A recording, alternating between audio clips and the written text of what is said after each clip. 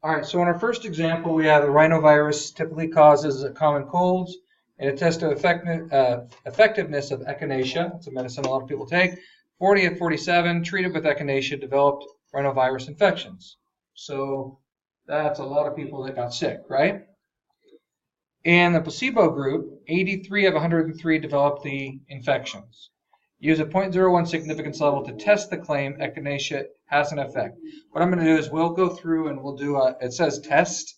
So the fact that it says test the claim means I'm going to start with hypothesis test. Okay. At the end, what I'll do is I'll run a, what is it called? Confidence interval on it as well. And we can talk about how they say the same thing. So same PRTC. We are dealing with what though? Are we dealing with a mean or a proportion? Because those are the only two that we're really going to be focusing on in this class. So is this question a mean or a proportion? Yeah, we have right there. It says 40 out of 47, right? So we have a proportion, but it's not just P equals because we have two proportions. We have a P1 and a P2. So our first proportion is the proportion of people that got the rhinovirus or whatever it's called. What is it? People getting rhinovirus. That sounds really horrible.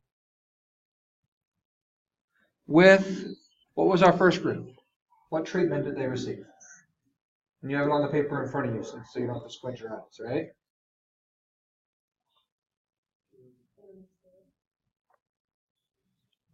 Echinacea, yeah. Echinacea is very popular. A lot of people go, oh, if you're starting to feel sick, take echinacea. Okay? So then the other group, that was a placebo group, right? So that will be the proportion of people getting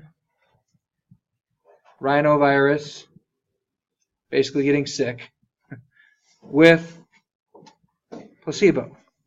So does the echinacea make a difference? Is it effective? Does that make sense? Since we're dealing with proportions, what are our requirements? First, we check that the data was collected how? Yeah. So now we're all whispering because I'm recording it. That's awesome. The data must be collected randomly. Okay? So it says, does it say that anywhere? Let's see. It doesn't, does it? And so for me to run this test, or for me to check this test, I must, what's the word? Assume it. Now let's be clear, right? A lot of times people will publish without stating how they collected the data. So we assume that it was collected correctly, but then if I do a further investigation and go, well, they took one people that were in one state and other people that were in another state, well, they may not be comparable. So you have to be careful, okay? One people in a highly populous city, other people that were out in the, out in the, out in the fields working. I don't know. The idea is that you would have different groups. So we don't know, but we're going to assume this when we run the test. Does that make sense? Okay. In real life, we would go back and check it. Okay. What else do I need for proportions? How do I get normality? Right? It's successes and failures, but it's not just for one group this time. I have to check both. Okay. So in the first group, it said we had 40 out of 47. Right? Which of those is the number of successes? Well, that's definitely greater than 5, right?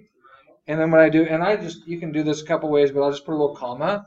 In the second group, we had 86, and both of those are greater than 5 successes. I also need to check the failures, though. So if 40 out of 47 succeeded, that means how many people did not get sick? Which is still more than 5. And if 86 out of 103... subtracting that, what is that? Is that 17? Can I get an amen on that? Is that right? I don't know. All right. I know I'm asking you to use technology and math in a math class. It's bizarre.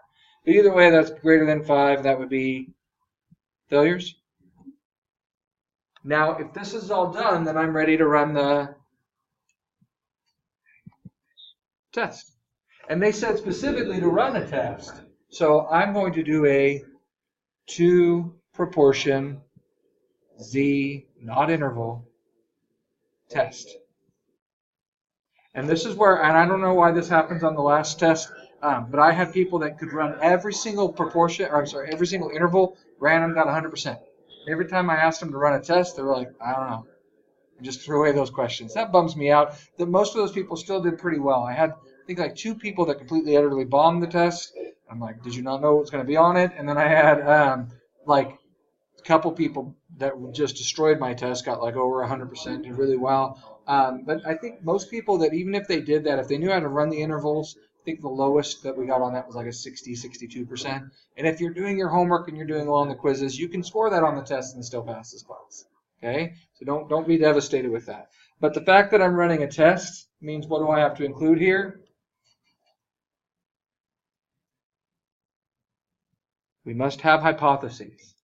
And if you don't catch it here, okay, I was really surprised by one student that they ran a test correctly and then they never wrote the hypotheses. And I'm like, I don't have any idea what you're rejecting or failing to reject because you never stated the hypotheses.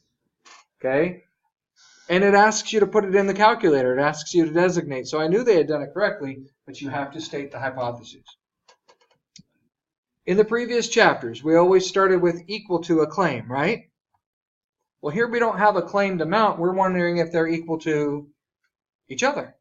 So our null hypothesis will be that the first proportion is equal to the second. Alternatively, now here's where we go. Are they trying to prove that echinacea is reducing? That it's making more people sick? Or that it's just different?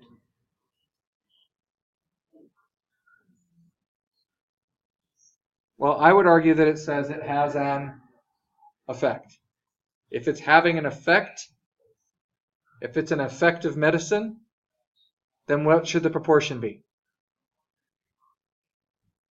Taking the medicine, you should have a lower proportion of getting the sickness, right? I think success is getting infected.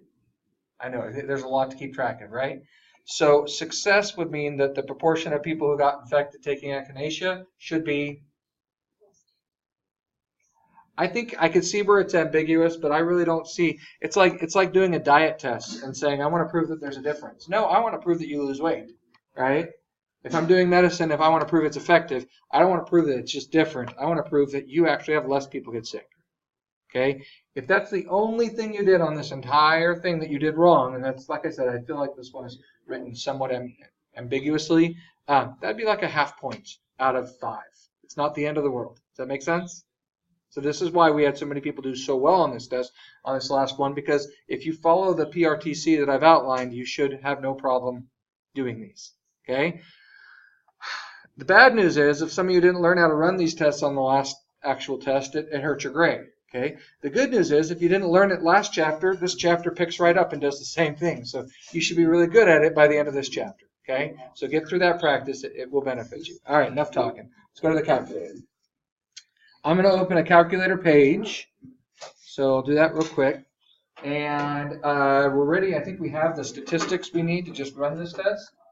So that would be, let's see, menu. Statistics. Am I doing a test or an interval? So I'm going to choose test. Z-test, T-test, those are means. Z-test, T-test, closer but still means. Proportion Z-test, looking good, but we don't have one proportion, we have. It's going to ask for successes 1, successes 2. These numbers they already gave us. Okay, how many successes did we have in the first group? 40 out of 47. And here we had 86 out of 103.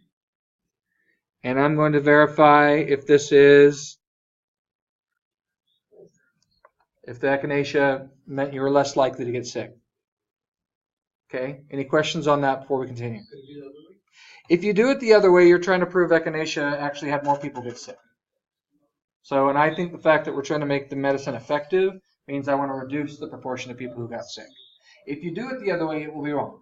But it's not the end of the world. I'm not going to just give you 0 credit for it. The homework will. It will say, no, you should have caught it, should be less than. Okay? Can I continue? Great question. We need to write down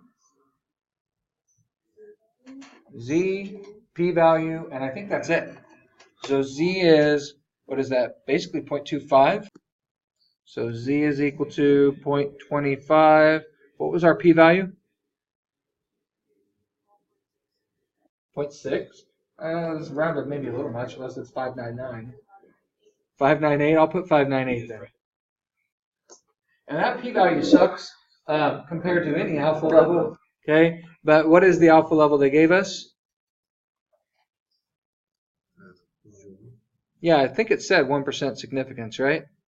I know it's like tiny in there, but it was right hidden right there. Okay, so conclude. Since p-value is not low, right? It's greater. Not less than, it's greater than the alpha. We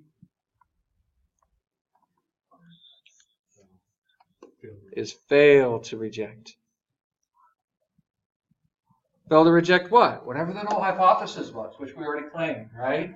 That the proportions are equal. Conclude nothing. Insufficient evidence. There's not a significant difference in these medicines, right? You could take sugar pills and be less likely. So this is not a good support. You would not want to use this to then publish and try to sell echinacea to people. Does that make sense? Okay. Any questions on this before we continue? Okay. If, I want to try to include as much as we can, if we had done a confidence interval, okay, first of all, we have an alpha equals 0.01 would correlate to what confidence interval?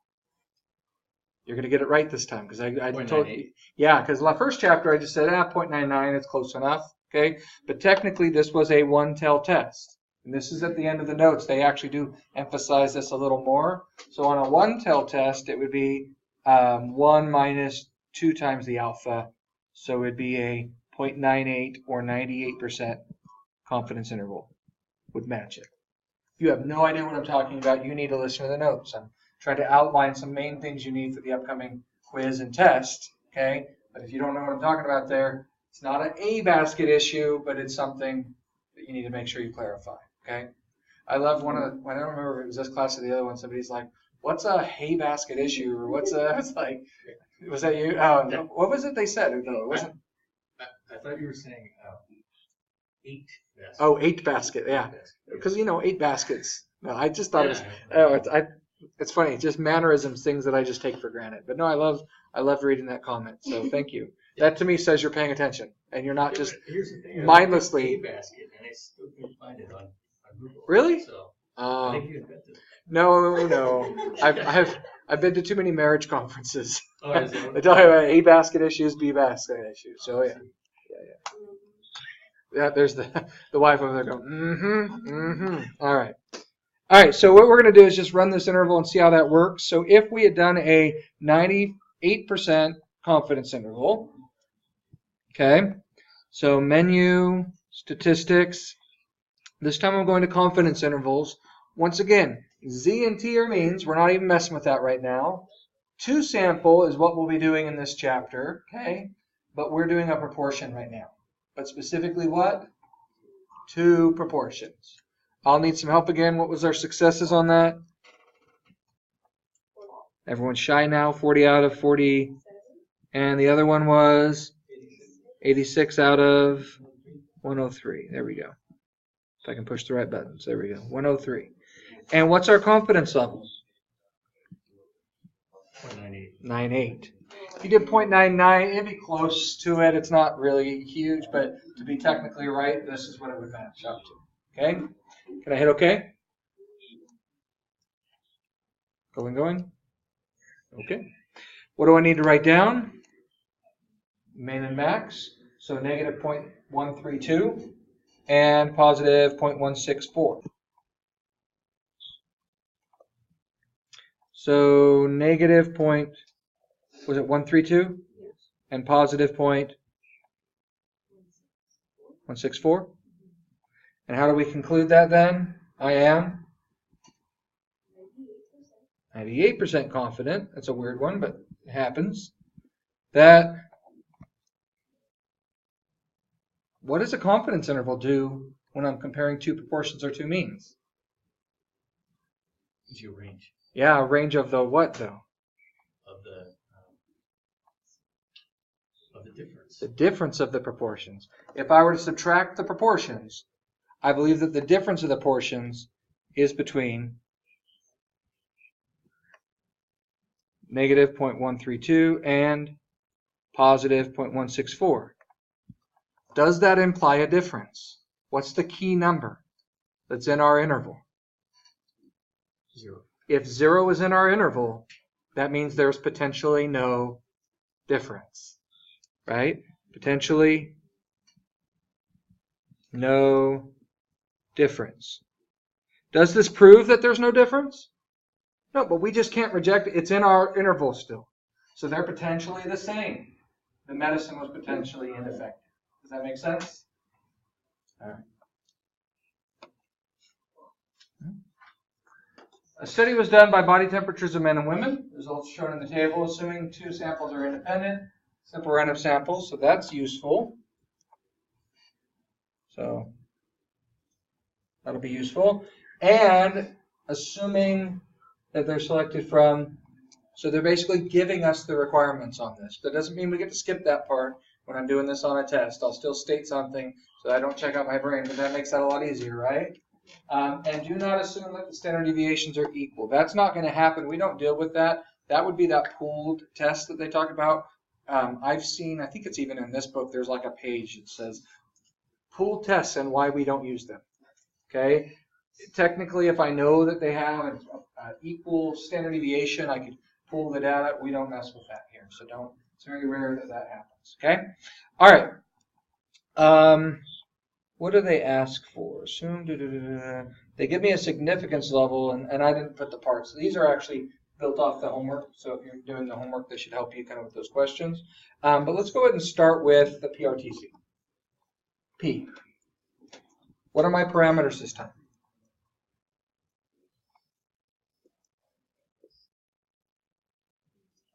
Yeah, it's not P equals this time, is it? We're dealing with a mean body temperature. So I'm not putting P equals, I'm putting, and how many mu's? We have two of them, two different groups. Just an easy extension from what we did in the previous chapters. Okay? Our first group was the mean body temperature of, I heard of men.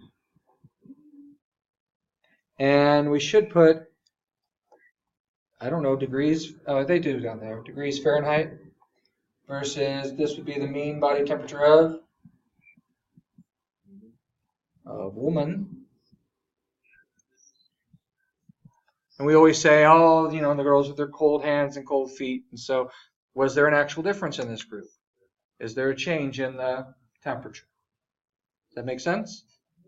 I'm not running a test on each one individually. I'm running a paired, not even a paired test. I'm running a two mean test on these to compare the groups. Okay? Still list the requirements. It should be very easy because they told us the SRS. I'd probably accept assumed, but I would actually say here that they stated it, that it was simple random sample, but they stated it was assumed, so I could see either way on that one. I would freak out. I'll put something there. But what would I put for normality?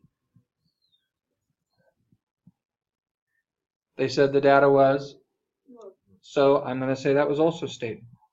So my life's easy. If I didn't have this, I would need at least how many in each group? Not 30. Remember, there's a cool little trick when I have two combined sets of data. Each one could be half of that. So instead of 30, each one could be 15 and 15, so that when I combine the data into one test, combined they would be more than 30. Do you see how that works? Okay? I will see some people that'll go, oh, if this is 11 and 59, assuming there's no outliers, we're not going that far into this. Okay, so just same requirements we've done before. There are other things we can play with it, but right now we're introing stats. Okay, all right. PR. Can't you use the normal probability plot? You only if you know they're normal. So that's the thing, is you'd have to actually have the original data and check normality. So okay, yeah. if the population. Mm-hmm. And there'll be some homework questions with that. I don't focus on that as much in the notes. That's a lot of data to have to type in. So there's a couple of those. Okay. All right. We are running a 2-sample. I had a couple people run everything as a z-test. Can I run this as a z-test? What's required for z? We don't know sigma, right? So if sigma's unknown, we have to run a. And I know exactly what they did. They just put S in place of sigma, which is a damn lie. Don't do that. Okay? S is S, sigma is sigma. They're different. It's not the end of the world. They got like a half point off for that, but just be careful with that. Okay? Since it's a test, we should list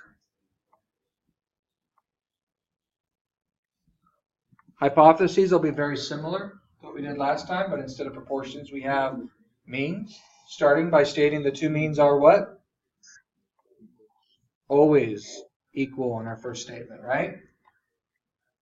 You'd be very lucky. I've seen some books that don't always do that. And it gets way more complicated than is necessary. Alternatively, what are we trying to prove? I guess it doesn't really tell me, does it? So let's just see if they're different.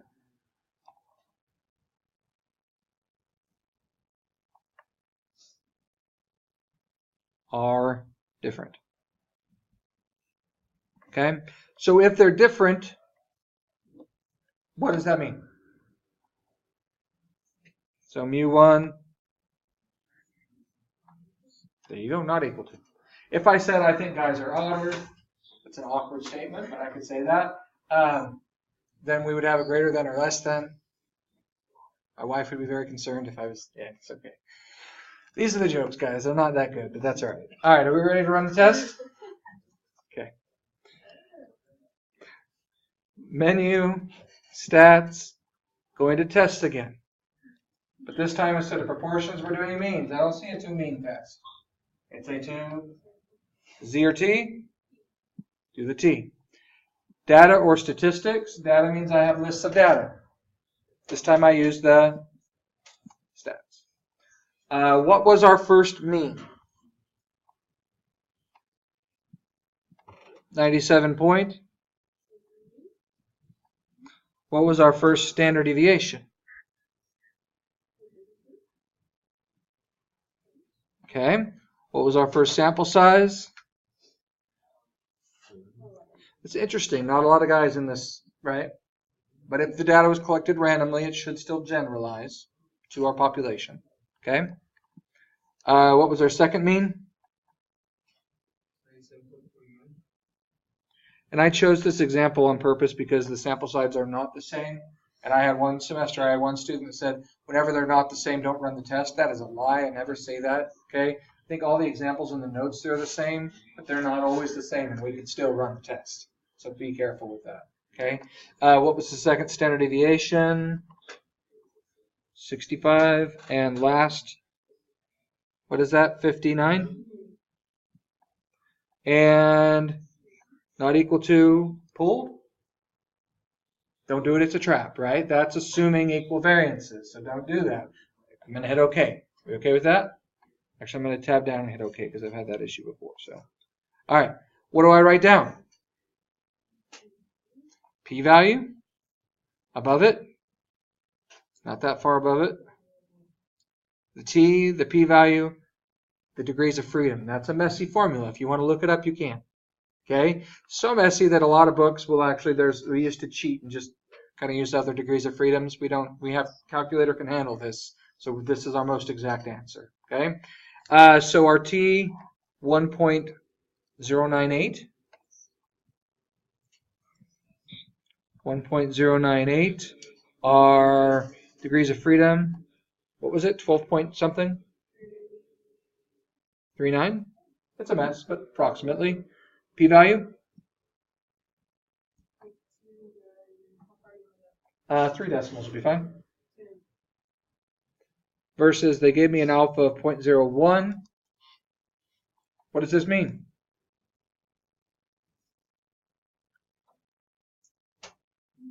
Since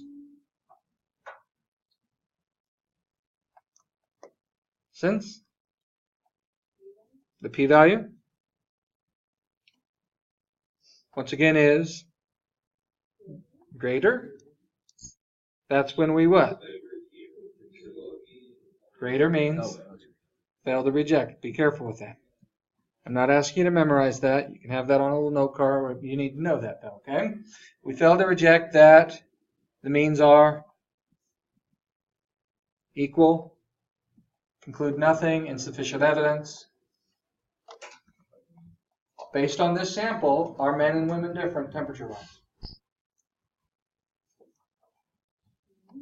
We weren't able to reject that, right?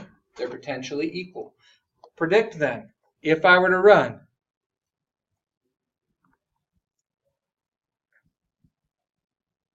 right? What confidence interval would we run on this one? Since it's a two-tail, just 1 minus alpha. So 1 minus, so a 99% confidence interval. On a two-tail, it just directly correlates. On a one-tail, you got to double the alpha to do it. Not a huge 8-basket issue, or however you want to put it. So,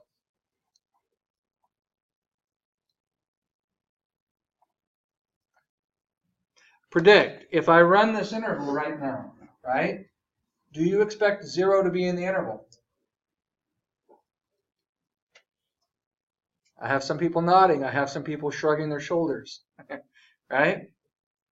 If we can't reject that they're equal, right? We think they're possibly equal, right? When I run an interval, the interval is always on the difference of them. If they are equal and I subtract them, what would it equal? If I have two things that are equal and I subtract them, then they'd be 0. So I think it's going to have 0, because if I can't reject that they're equal, then 0 should be a possibility. I know that's deep, but that's the extension between these two. Does that make sense?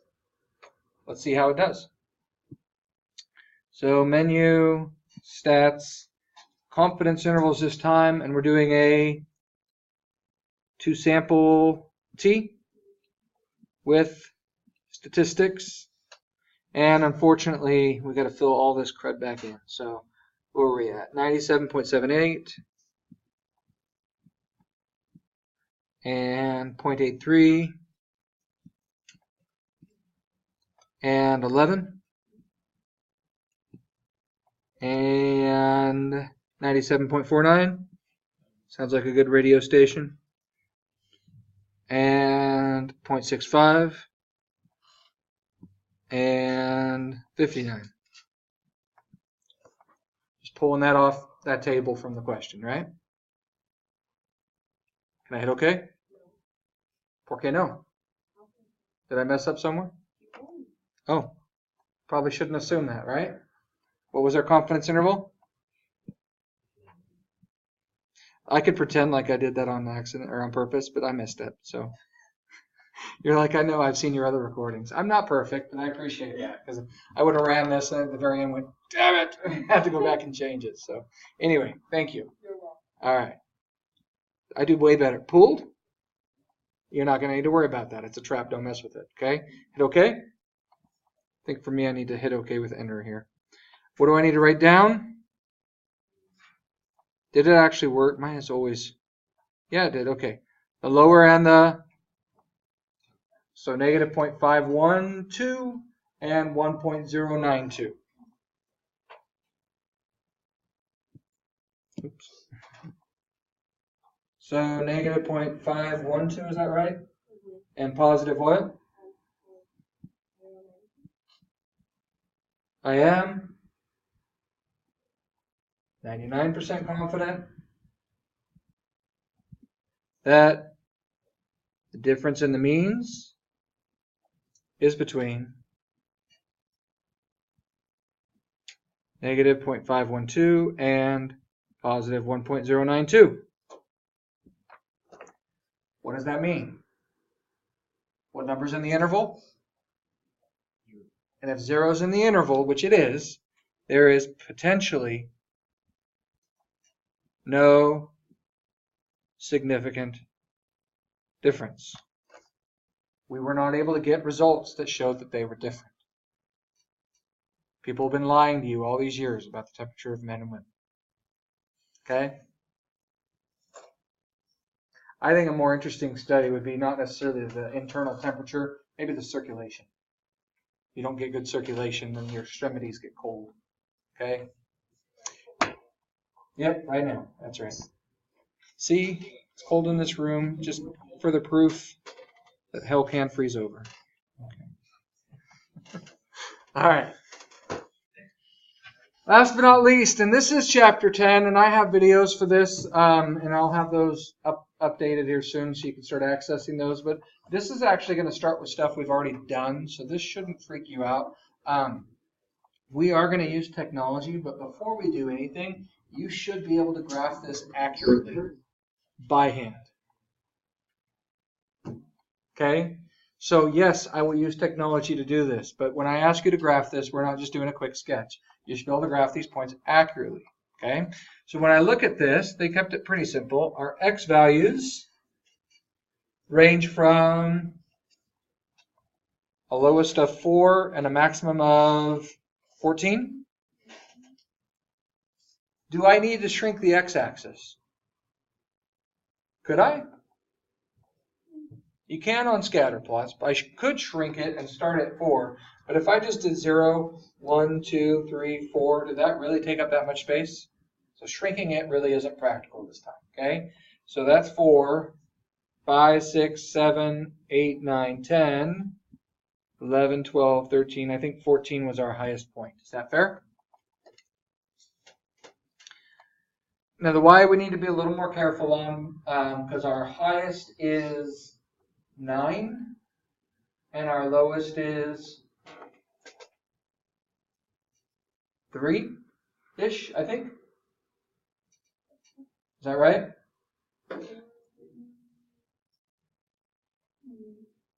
Okay, so I could maybe shrink this, and this might help see the scale a little better. I could maybe start it, and I think I will on this one, but if you didn't shrink it, it wouldn't be a huge issue to me, but I do want to make sure I do one where we do shrink it. Basically, I put a little lightning bolt, and I start where I want to, right?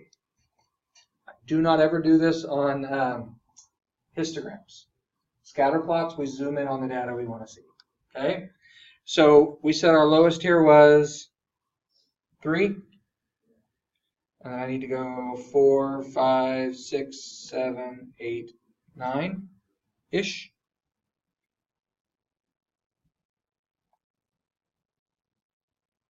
Not super great. Now I'm going to approximate, I'm not going to graph 9.14 exactly. But when I say 10, 9.14, you should go to 10 and up slightly above the 9. That's as exact as I need you to be. Okay? The next point is 8.15. So I go 9, 8 on the x, and up to 8 and a little bit above. 13 goes to, what is that, 8.74? So that's closer to the 9. 9 goes to 8.77. So 9 goes not to 8, not to 9, but closer to the 9. That's not even that great of a sketch. Okay? But I should be able to see it between the 8 and the 9. Probably a little higher would have been better. What am I at? 11? 11, 9, and a little more, 9.25. That's good enough. 14, 8.09, so pretty close to the 8. 6, and 6.13. 4, and a little bit above the 3. what are we at?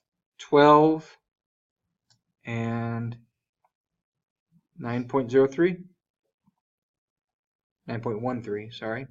7, 10, 9, 8, 7, and 7.25. And 5 and 4.74.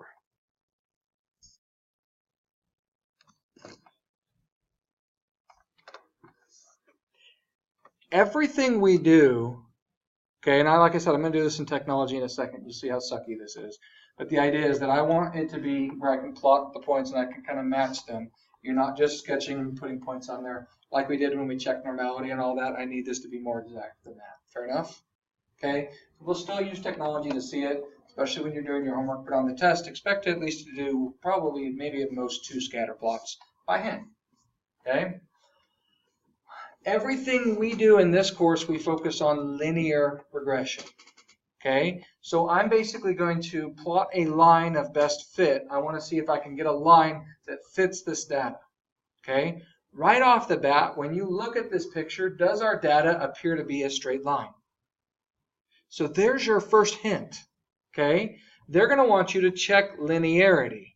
There's a couple ways to do it. I go through it, and I go through it pretty well in the notes in the video. I go through and kind of discuss.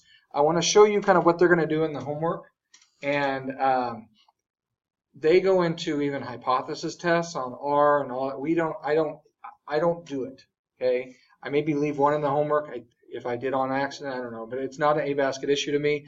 I have had people that learn it and do it on the test, and it's perfectly right. I don't mark them off for that. Okay, but if I want to check linearity, generally what I do is I plot the line, I look at R, and I look at the scatter plot, and I look at the residual plot.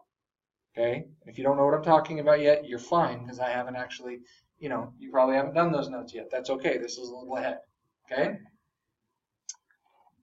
If you haven't done so yet, take a minute and type these into your calculator. So type the X, type the Y. Do not forget to label them X and Y. I'll wait a minute.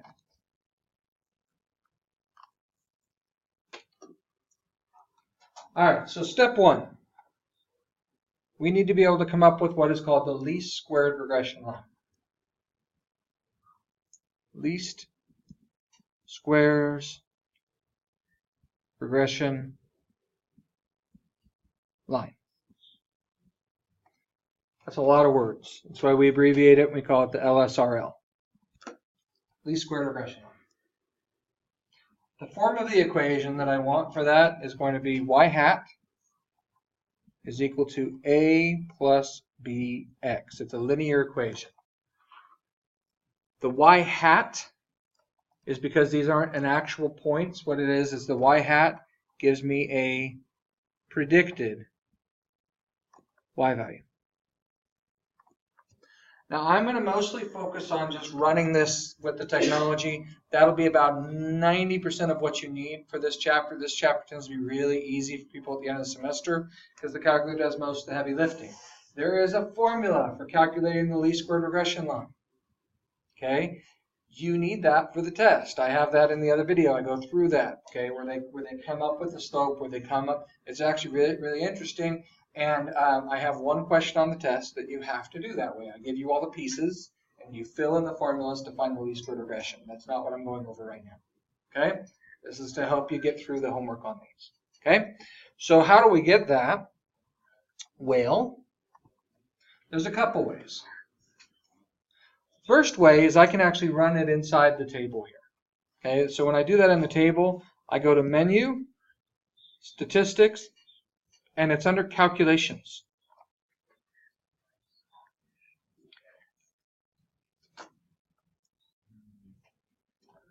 Okay, statistics, stat calculations. Do you see where I might get a linear equation? But there's 2 of them. Which one will we use? mx plus b or a plus bx? And it's weird because everywhere else we use mx plus b. And that's actually relatively new. A plus bx is actually a historical way that we've done linear equations. Makes more sense in statistics. I'd argue it makes more sense in a lot of places. But anyway, we use a plus bx. So we start with the y-intercept, and then from there the slope. Fair enough? Okay. Where's my X list? I'll give you a hint. It wasn't in B, was it?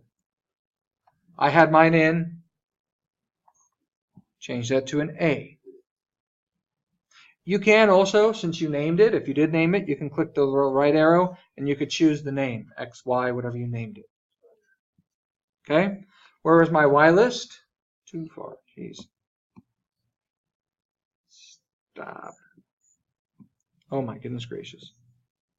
I need an old priest and a young priest. Okay. Where's my Y list? It was in B. And you don't need to mess with this. There's a little more advanced about how we can use that to define the equation, plug in points. I don't really mess too much with it.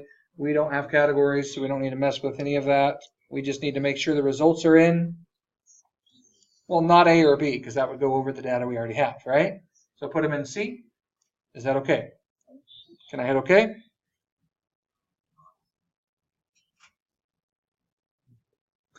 So if I go back to the top, it said, here's the linear regression. Ta-da! What is my A? What is my B? 0.49999, right? So what is my equation? Well, y hat equals A plus bx. So y hat equals A, you said 2.999, plus B, which was what?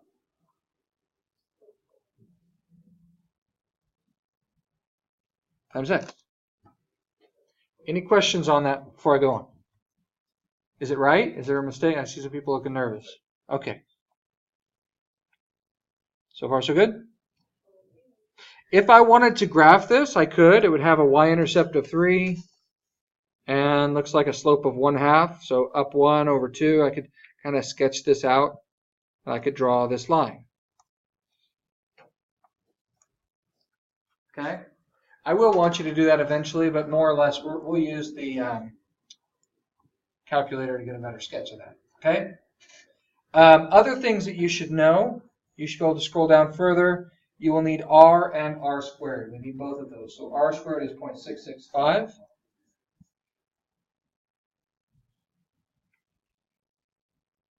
And R is, was it 0.8 something? 815? No. 816. Okay. We've talked about R before. If we have an R that is close to 1, it's considered a what? To 1 or negative 1. We consider that a strong relationship. The fact that it's positive means I have a strong positive linear relationship. If look at the slope, don't I have a positive slope? And the point, the actual line fits the points pretty well. This represents a strong relationship. Does that mean we should be using a linear relationship for this? Okay. So what they do in the homework, and like I said, I don't do this as much. What I'm going to show you in a second what I want you to be able to do. But what they do in the homework is they give you this table right here. And they basically go, is that an R value that's strong enough that we say it's a good fit? And it depends on the N. And they give me an alpha level. And I think in the example, they give me an alpha of 0.05. But this will be a table they give you. Okay? And what I do is I go down and how many data points did we have? Was it 11? Okay. So at 11 points, I see 0.602. So what that means is that anything between negative 0.602 and positive 0.602, anything in that interval, we would consider weak. Anything outside of that interval or past that interval, we consider exceedingly strong. Is 0.816 outside of that interval?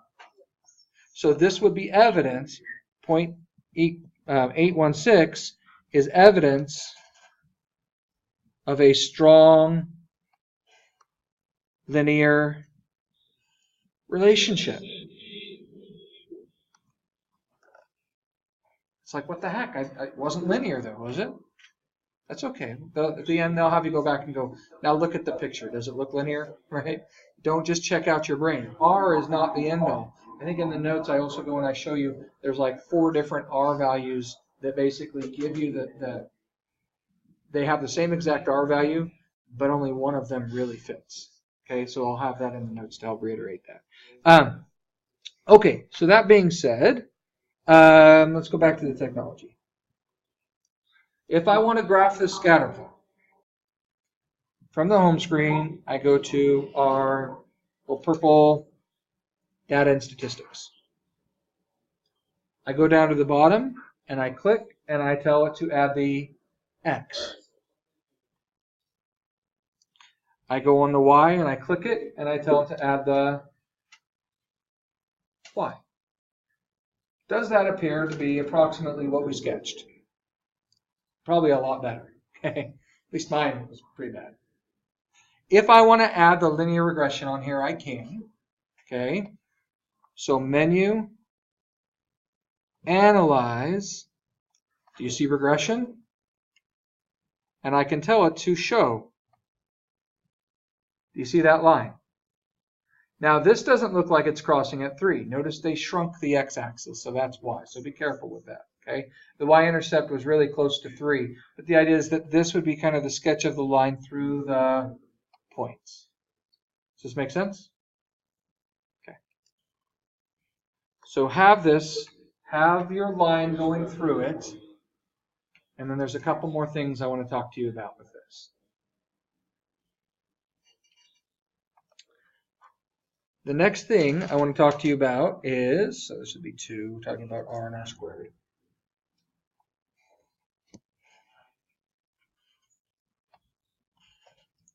Residuals. This is a big deal on the test. So when I do residuals, what residual does is it comes from the same root word as residue, which sounds really gross, like if you don't brush your teeth and you have a residue on the front. That's gross. But basically it's like leftover. Okay? So the residual is basically how far off is our LSRL, how far off is the line from actual points that we have. The way we get that is we do an actual y value minus a predicted y value, also known as actual minus predicted.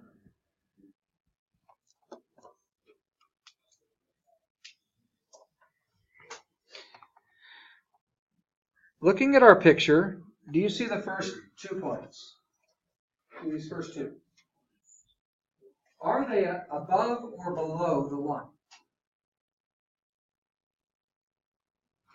If you don't like this picture, I could actually look at the technology and get a little more clear.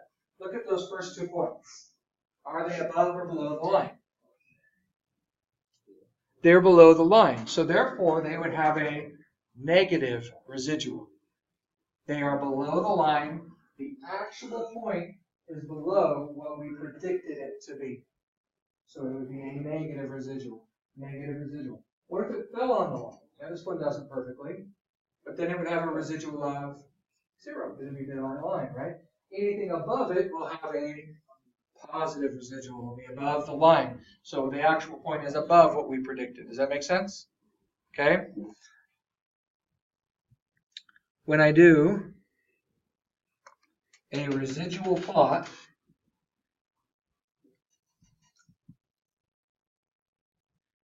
and this is how I want you to check linearity on the test. This is something I'm going to need you to be able to do anyway.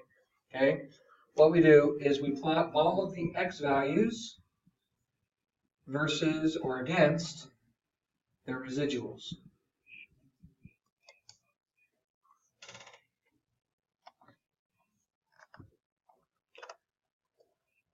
So far, so good. We're almost done. The good news is this calculator will do this for you.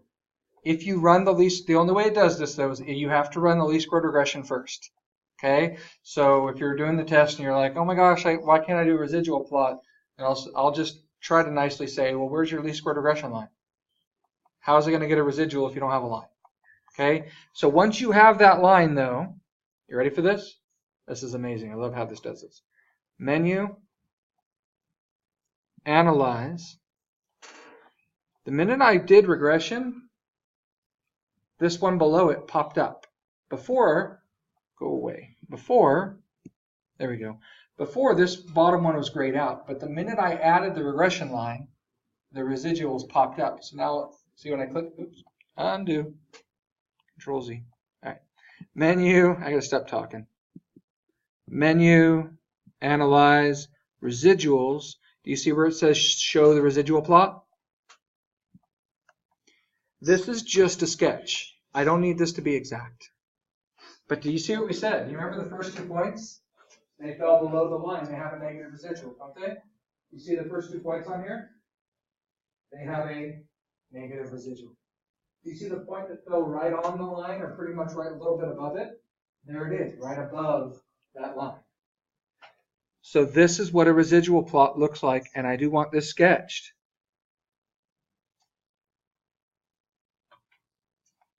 So 1, 2, 3, and then it's a sketch, so I don't want to get too hardcore on this. I see 1, 2, 3, 4, 5, 6 before it gets down to 0. So 1, 2, 3, 4, 5, 6. And then how many are below after that? 2 more?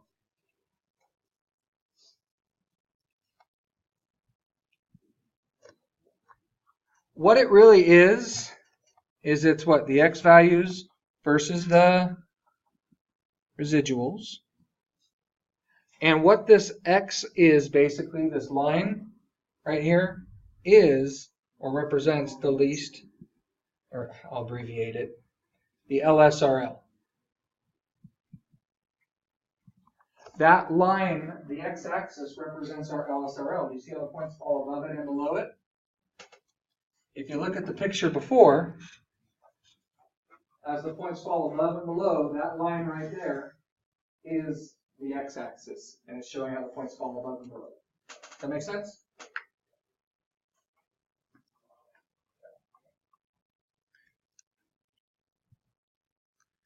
Four, predict the y value when x equals 10. They give you a y value and they ask you to predict. I'm sorry, they give you an x value and they ask you to predict. What line do we use to predict?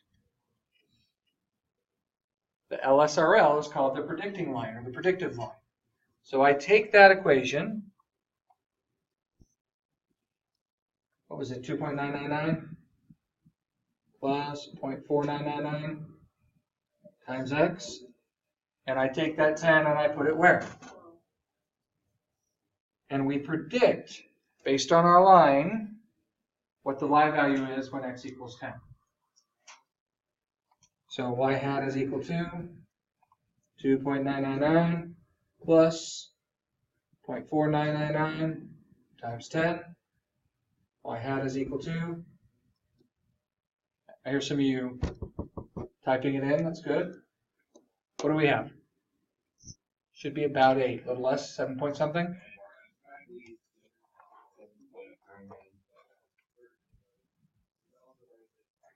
This is what we predict. Based on our line, if x is 10, y should be 7.998. We're almost done. Go back up to the table. Do you see where x is 10? Is that the actual y value? It's off, isn't it? How far off is it? What that is that's called the residual. How far off is this point from the actual point? You see how this works? How do we do it?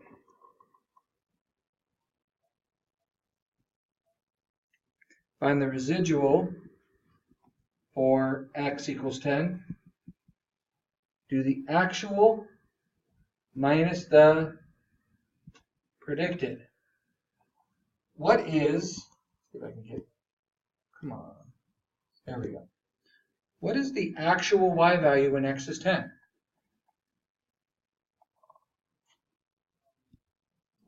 I'll give you a hint. It comes from the table. What was the actual y value? 9 point. We didn't have to calculate that. It came from the actual table, right? Minus, what's the predicted y value when x is 10?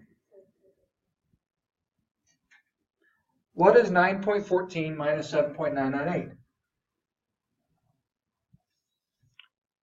1.142? All of this is on the test, okay? The only other thing I'll ask you to do is I'll say, is a linear model appropriate? Right? We just did all this, right? Is a linear model appropriate? Well, I look at a strong R value, that argues yes, doesn't it? But I look at this and I see the points. Is there a pattern here? Is there a pattern around the line? Then that argues that it's not. We should have more of a straight list of points, right? It's sometimes hard to tell from the scatter plot, which is why we look at the residual plot. If I have a good residual plot, there should be no pattern. Is there a pattern there? It's a freaking rainbow, isn't it? If you have any type of pattern, then we say, no, sorry. No, I don't care how strong the R is. I don't care how good this works. This linear equation doesn't match. Does that make sense what I'm saying? Okay, I'm going to show you one more trick. All of this is on the test. This is the end of the test. I've gone through most of it. You still have the notes to help reinforce this, okay? But do you see this 1.142? What if I told you that if you've gone through all the steps, calculator will give you the residual? Ready for this? Got your calculator still? Go to their table. Do you see where x equals, what was it, 10? Can I go over where x is 10 and I can see that point right there, right? If I wanted to see that residual, go down to the residual plot. Get that out of the way. Click on it. Oh, there we go. What's the x value? What's the y value? That was the actual residual. That's how far off it was, wasn't it? Is that useful? Now you can use the calculator for that. There's a formula for residual. Either are fine. Fair enough? Okay. I hope that's helpful because honestly, that's most of what's going to be on your next test. That's about 80%. We still are going to have activities and some other things we're going to do with this, but I wanted to make sure I took today just to go through this. Okay?